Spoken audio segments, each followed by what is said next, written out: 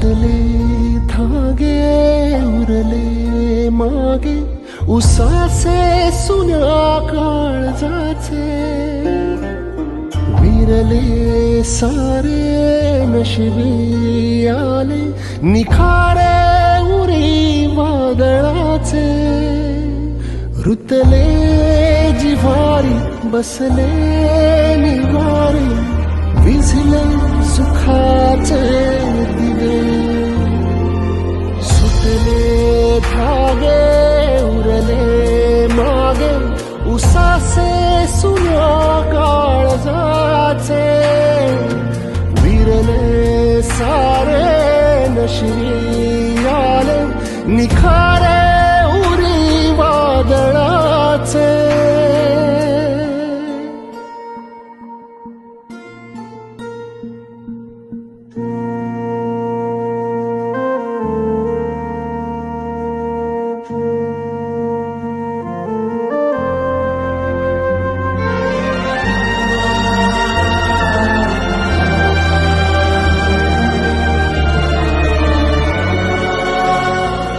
धडस हे आपल्या प्रशालेमध्ये सुरुवातीला प्राथमिक विभागामध्ये हजर झाले.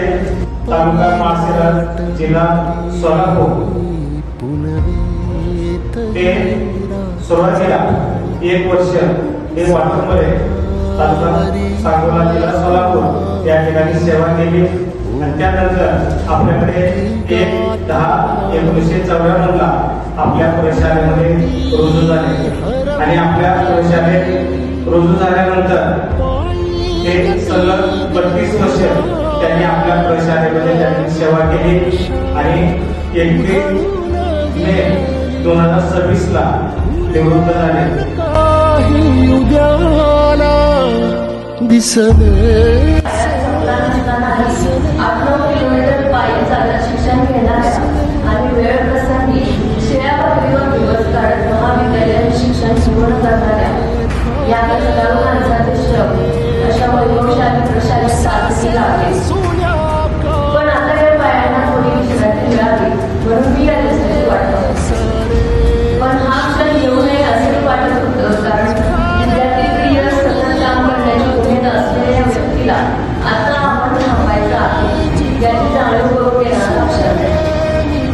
म्हणूनच मला असं वाटत होतं की आज पप्पांचं सेवाचं वय झाले म्हणजे पप्पांचं वय झालं तर हा क्षण मला थोडंसं इमोशनल करून जातो. म्हणून हा क्षण मला नको होता. 33 वर्षाच्या कारकिर्दीत मी त्यांना शाळेत एकदाही लेट जाताना पाहिलं. प्रत्येक वस्तू शिकवणं त्यांच्या तत्वात बसत नाही. अधिकारी म्हणून जेव्हा ते नियुक्त झाले तेव्हा शाळेतील सर्वात शेवटचा विद्यार्थी जेव्हा शाळेत सुरक्षित घरी जाईल तेव्हाच माझं काम संपलं असं म्हणून ते घरी परतत असत. सांगलीच्या भर चौकात त्यांना जनाचा विचार न करताही नम्रपणे वापरून नमस्कार करणारे त्यांचे विद्यार्थी आणि आजच्या धकाधकीच्या जीवनातही परदेशातून जेव्हा विचारपूस करणारे कॉल येतात विद्यार्थ्यांची तेव्हा असं वाटतं की दरसर किती श्रीमंत आहे. ही श्रीमंती पैशांची नाहीये तर माणसांची आहे. वडील म्हणूनही त्यांनी आम्हाला खूप योग्य मार्ग दाखवले आहेत. माझ्यासाठी जीवनसाथी निवडताना सुद्धा त्यांनी एकच गोष्ट सांगितली, पैसा महत्वाचा नाही, स्वतःच्या कष्टावर शून्यातून उभा राहिलेला माणूस तो. आणि आज त्यांच्या या निर्णयामुळे दादा त्यांनी माझ्यावर टाकलेल्या या विश्वासामुळेच मला आज सोन्यासारखं कुटुंब मिळालं आहे.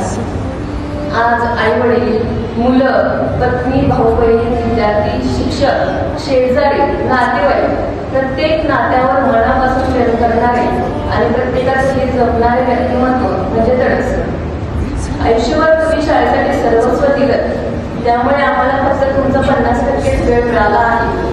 पण आता मला 100% वेळ आमच्यासाठी असेल अशी खात्री वाटते. आणि दरअसल एक गोष्ट लक्षात ठेवा, एका ड्युटीतून तुम्ही निवृत्त झाला आहात पण घरातील हेडमास्टर तुम्हाला अजिबात निवृत्त होऊ देणार नाही. खऱ्या अर्थाने तुम्हाला आता त्यांच्यासाठी काम करायचं आहे.